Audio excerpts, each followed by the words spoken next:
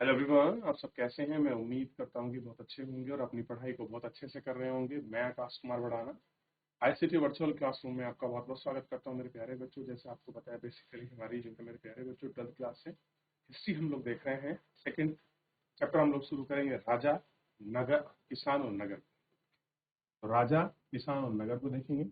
इसमें आरंभिक राज्य में और अर्थव्यवस्था है, यानी कि बेसिकली हम 600 ईसा पूर्व, एक थोड़ा सा टाइम ड्यूरेशन है। मैं उम्मीद करूंगा कि आप इस टाइम ड्यूरेशन को थोड़ा समझने का प्रयास कीजिए। 600 ईसा पूर्व से लेकर 600 ईस्वी, एक ईसा पूर्व है, यानी कि ऐसे मान लीजिए ये जीरो है, यहां से 600 वर्ष पूर्व और ईस्वी से 600 वर्ष के बाद तक का हम लोग घटनाक्रम को देखें। क्लियर है? इनके बीच के घटनाक्रम पर हम लोग पढ़ेंगे और इनको समझने का प्रयास करेंगे कि आखिरकार ये क्या कुछ है, किस तरीके से।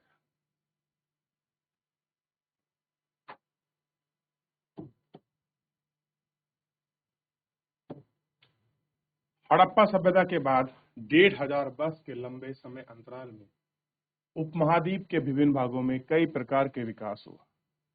यह काल यह था कि सिंधु नदी में इसकी उपनदी के किनारे पर रहने वाले लोग ऋग्वेद लिखने लगे। कह रहे जो सिंधु नदी है और सिंधु नदी के आसपास में जो रहने वाले लोग हैं, वो लोग क्या है, आपका ऋग्वेद लिखने लगे थे। उत्तर भारत, दक्षिण का पठार, कर्नाटक जैसे उपमहाद्वीप में कई कृषक बस्तियां अस्तित्व में आई। साथ ही दक्षिण और दक्षिण भारत के क्षेत्र में चारवा बस्तियों के प्रमाण भी मिले। पहली ईसा पूर्व यानी कि पहली शताब्दी के दौरान मध्य और दक्षिण भारत में शवों के अंतिम संस्कार के नए तरीके भी सामने। अब दक्षिण भारत में क्या हो रहा है, जो शव है उसका जो अंतिम संस्कार है, उनके नए जो पैटर्न है, जो तरीके हैं, वो हमारे सामने समझ रहा है। जिसे महापाषाण के नाम से विख्यात पत्थरों में बड़े बड़े ढांचे मिले हैं। कई स्थान पर पाए गए शवों के साथ साथ विभिन्न प्रकार के लोहा और बने उपकरण और हथियार और आपने आभूषण इत्यादि भी आपने देखे हैं। क्लियर है? 7th क्लास में भी इसका एविडेंस है और आपका पिछले चैप्टर में भी पढ़ा। ईसा पूर्व 6ठी शताब्दी में नए परिवर्तन के प्रमाण मिले हैं। इसमें मुखर अभिराज्य, राजवाड़ों का विकास और राजनीतिक प्रक्रियाओं के पीछे अन्य कृत्य परिवर्तन है। कृषि उपज के संगठन के तरीके चले हैं। साथ ही लगभग पूरे महाद्वीप में नए नगरों का उदय हुआ। इतिहासकार इस चित्र के खिलाफ आकलन करने का उल्लेखित ग्रंथ, सिक्के और चित्र जैसे विभिन्न प्रकार के अध्ययन करेंगे। आप पढ़ेंगे जटिल प्रक्रिया है और आभास हुआ है और इनका जो विकास है ये भी हुआ। क्लियर है? तो ये सारी चीजें इसमें देखिए, देख रहे हैं आप? देखिए, ये दौर है, शुरू हो रहा है इतिहास का या वैदिक समय जो आपका लिखा है।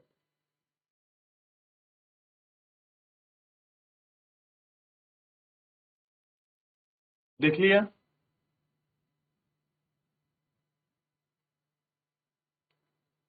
प्रेसपल और प्रयादयसी भारतीय अभिलेख विज्ञान में एक उल्लेखनीय प्रगति 1830 के दशक में हुई, जब ईस्ट इंडिया कंपनी के एक अधिकारी जेम्स स्पेस ने ब्राह्मी लिपि और खरोष्टी लिपि का अर्थ निकाला। ये अधिकारी थे, इन्होंने ब्राह्मी और जो खरोष्टी लिपि है इसका अर्थ निकाला। इन लिपियों का उपयोग सबसे पहले आरंभिक अभिलेखों सिक्कों में किया गया है। जेम्स स्पेस ने आपका पता किया। क्लियर है? तो सबसे पहले देखिए किन्होंने इनके एविडेंस को पढ़ा।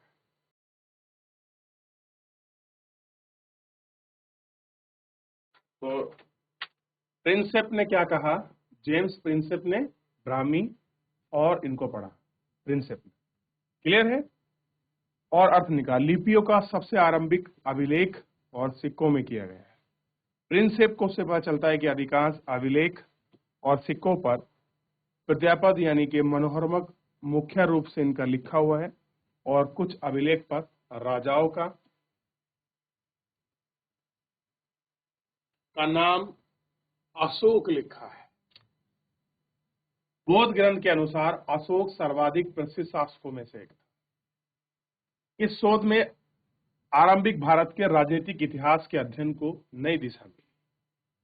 भारतीय यूरोपीय विद्वान ने उपमहाद्वीप का शासन करने वाले प्रमुख राजवंशों की वंशावली को पुनर्स्थित किया, भाषाओं को लिखा, अभिलेख और ग्रंथों का उपयोग किया।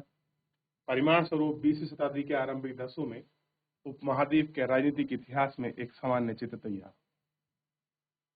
उसके बाद विद्वान ने अपना ध्यान राजनीतिक इतिहास के संदर्भ में और लगाया, छान-बान करने की कोशिश की और राजनीतिक परिवर्तन, आर्थिक सामाजिक विकास के बीच शीघ्र ही यह आश्रम समाप्त हो गया इन संबंधों में।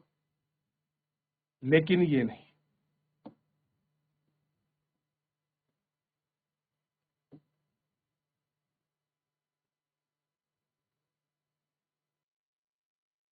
देख लिया।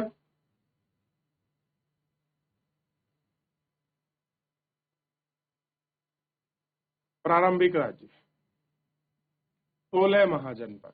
आरंभिक भारतीय इतिहास में छठी शताब्दी के ईसा पूर्व को एक महत्वपूर्ण परिवर्तन काल माना गया। छठी शताब्दी ईसा पूर्व यानी कि ईसा मसीह के जन्म से पहले की घटना। ये 0 है, यानी कि यहाँ क्या हो रहा है, ईसा मसीह का जन्म हो रहा है। ये अगर हम इससे पहले की बात करेंगे तो वो सब ईसा पूर्व है, और जो इसकी बाद की बात करते हैं वो सब ईस्वी में काउंट होगा। तो क्या हो रहा है कि छठी शताब्दी ईसा पूर्व में एक महत्वपूर्ण परिवर्तन काल माना जाता है।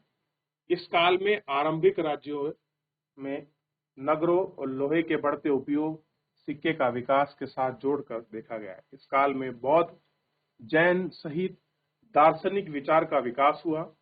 बौद्ध और जैन को अध्याय में आप 4 में पढ़ो। तो ये क्या था, जो आपकी छठी शताब्दी थी, ये दार्शनिक विचारों के उद्भव की काल माना। यदि महाजनपदों का नाम इस सूची और ग्रंथों में एक समान नहीं है, लेकिन पज्जी, मगध, कोसन, कुरु, पांचाल, गांधार, अवंती जैसे प्राय मिलते हैं, इससे स्पष्ट है कि उपरोक्त महाजनपद में सबसे महत्वपूर्ण महाजनपद में गिने जाते हैं। अधिकांश महाजनपदों का राजा का शासन होता था, लेकिन गण और संघ के नाम से प्रसिद्ध थे। फिर से गण और जो संघ के नाम से प्रसिद्ध थे। कई लोगों को इस समूह में शासन करता था। प्रत्येक व्यक्ति आपका राजा कहलाता था। भगवान महावीर ने, भगवान बुद्ध ने इन गणों से संबंध। बज्जी संघ ही कुछ राज्यों में भूमि सहित अनेक आर्थिक निर्णय रखते थे। इन स्रोतों का अभाव इन राज्यों में पूरी तरह से नहीं लिखा जा सकता, लेकिन कई राज्य लगभग 1000 साल तक इसमें बने। महाजनपद की एक राजधानी थी, जिसमें प्राय आपके किले का घर रहता था। आपके किले राजधानी में रखे जाते थे, स्थायी थे, और नौकरी के लिए बाहरी स्रोत की आवश्यकता होती थी। लगभग छठी शताब्दी ईसा पूर्व में संस्कृत ब्राह्मणों ने धर्माचार नामक ग्रंथ की रचना शुरू की और शासक सहित अन्य के लिए नियमों का आपका निर्धारण किया। अपेक्षा की जाती थी कि शासक क्षत्रिय वर्ण से ही होंगे और शासकों का काम किसान, व्यापारी, शिल्पकार द्वारा ही कर भेंट वसूलना माना जाता है। वनवासी चारवाह के रूप में लिखा जाता है। हमें ज्ञात होता है कि संपत्ति जुटाने का एक वैध उपाय उसके पड़ोसी पर आक्रमण या धन इकट्ठा करना।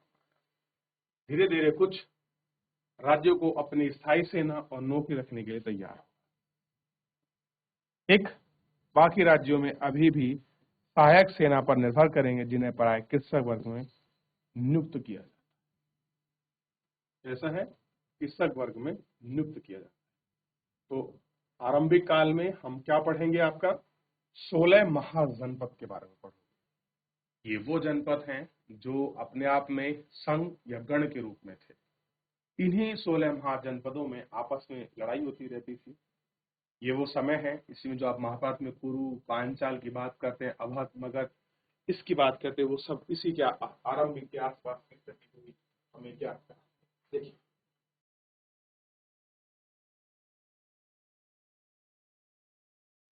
देख लिया, आगे बढ़े, चलिए आगे बढ़े।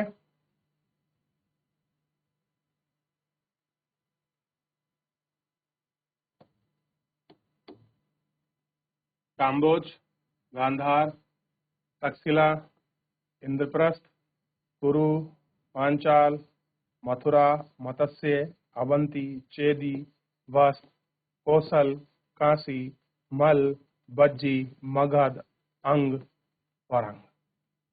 अंग देश के राजा कौन थे? कर्ण। किसने बनाया था? दुर्योधन ने। तो अंग कहां पड़ता है वर्तमान में? जो बिहार है, इस बिहार को ही हम अंग कहते हैं। क्लियर है?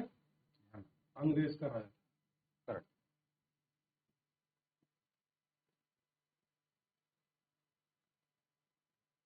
आगे बढ़ जाए।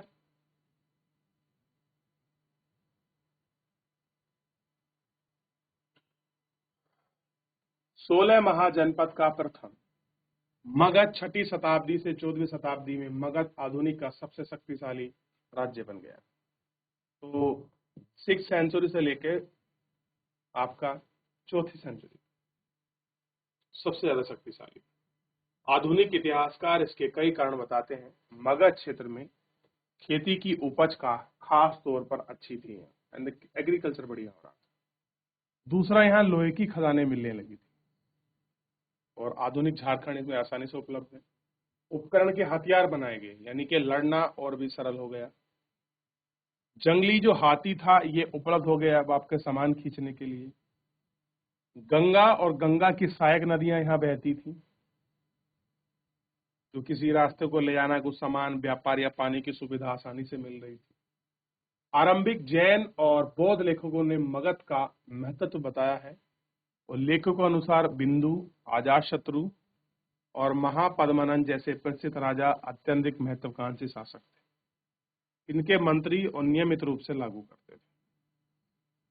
राजगृह यानी कि आधुनिक बिहार के राजा का प्राकृतिक नाम, मगध की राजधानी का रोमांचक है।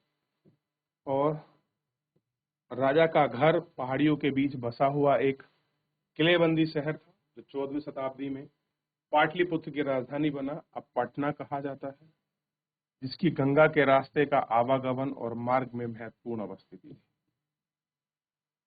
ठीक, ये आप देख सकते हैं। तो मगध सबसे ज्यादा क्यों शक्तिशाली बना? ये कारण थे। खेती अच्छी हो रही थी क्योंकि लोहा हुआ, लोहे से हल बना, हल से जमीन को खोदा गया, खेती हुई, पानी के लिए वर्षा और नदी का जल पर्याप्त था गंगा का। हथियार बनाए गए, लड़ने के लिए था। वजन ढोने के लिए हाथी को पालतू बना लिया गया था। एक महत्वाकांक्षी रूप में हर एक स्थिति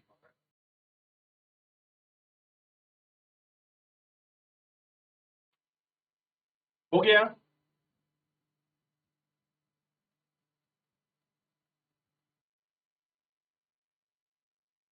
देख लिया, ये कुछ इमेज है उस टाइम की, इस तरह से कुछ हमको एविडेंस भी मिले।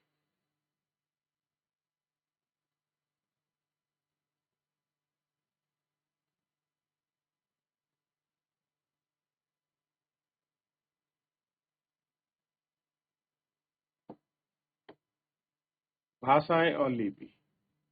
अशोक के अधिकांश अभिलेख प्राकृत में, जबकि पश्चिमी उत्तर भाग के अरमाइक और यूनानी में लिखे। प्राकृतिक भाषा अधिकांश ब्राह्मी लिपि में होती लिखे गए हैं। पश्चिमी उत्तर के भाषा में खरोष्टी में लिखे गए हैं। पश्चिमी उत्तर मतलब ये जो अरमाइक और यूनानी का जो मिक्स है, यही खरोष्टी है। अरमाइक और यूनानी लिपि का प्रयोग अफगानिस्तान से मिले अभिलेखों से हमको पता चलता है। तो जो उत्तर भारत के हैं वो प्राकृतिक में है, जो पश्चिमी उत्तर भारत के हैं वो कहाँ के हैं? वो सब आपका जो है अरमाइक में लिखे हैं। क्लियर है? अरमाइक और यूनानी। आरंभिक साम्राज्य है। अब आप देखिए मगध इतना शक्तिशाली क्यों बन गया, उसके कारण आपको मगध के विकास के साथ साथ मौर्य साम्राज्य का उदय हुआ। आपने मगध को देखा है, जब घनानंद आपका चंद्रगुप्त मौर्य का अपमान कर देता है, तो चंद्रगुप्त मौर्य, जिसको हम विष्णुगुप्त के नाम से भी जानते हैं, कौटिल्य जिसके कहते हैं, वो अपने अपमान का बदला लेने के लिए घनानंद को कहा जाता है कि मैं एक दिन तेरे साम्राज्य का सर्वनाश कर दूंगा, और वो मौर्य को बना। मौर्य साम्राज्य के संस्थापक चंद्रगुप्त मौर्य का शासन पश्चिमी उत्तर भारत, अफगानिस्तान और बलूचिस्तान तक फैल गया। उसके पौत्र अशोक ने आरंभिक भारत में सर्व शासक बना और कलिंग, आधुनिक उड़ीसा पर विजय पाई। कैसा बना कलिंग? आधुनिक उड़ीसा।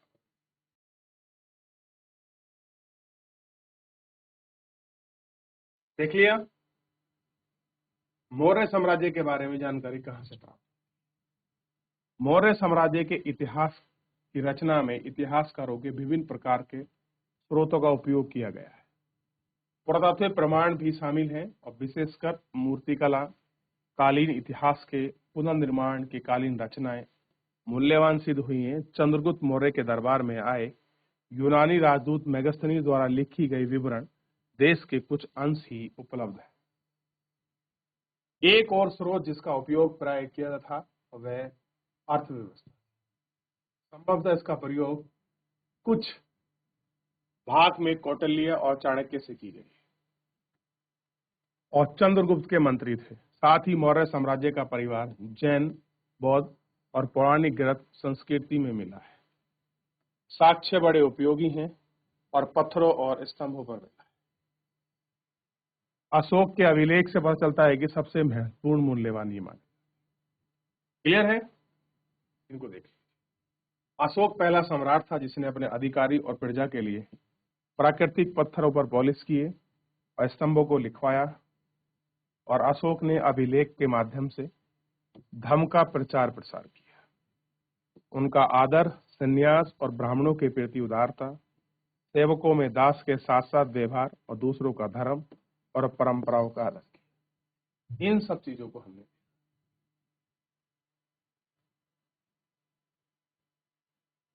आई समझ में? देखिए,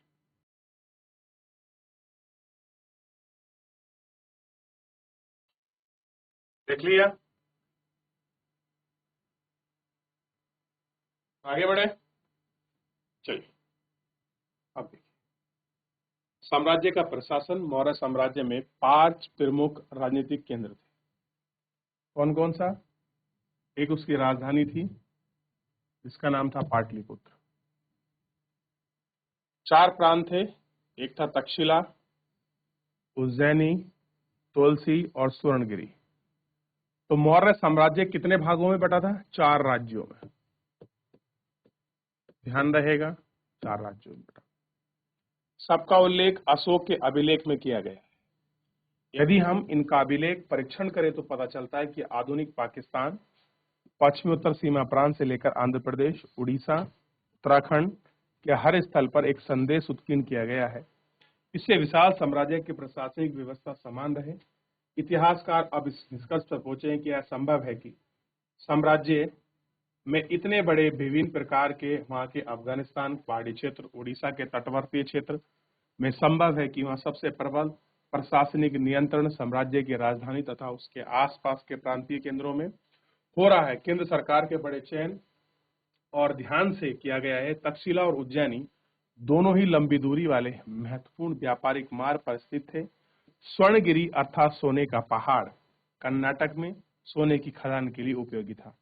तो हमको क्लियर है कि कहां कहां तक उसका शासन, उसका क्षेत्र, ये सब था। चलिए तो एक थोड़ा आप इसको पढ़िए, रिवीजन करिए। कल हम 2 लेक्चर लेंगे इसकी और अच्छे से इसको कोशिश करेंगे हम लोग कंप्लीट कर पाए, आगे पढ़ पाए। फिलहाल आज के लिए इतना ही।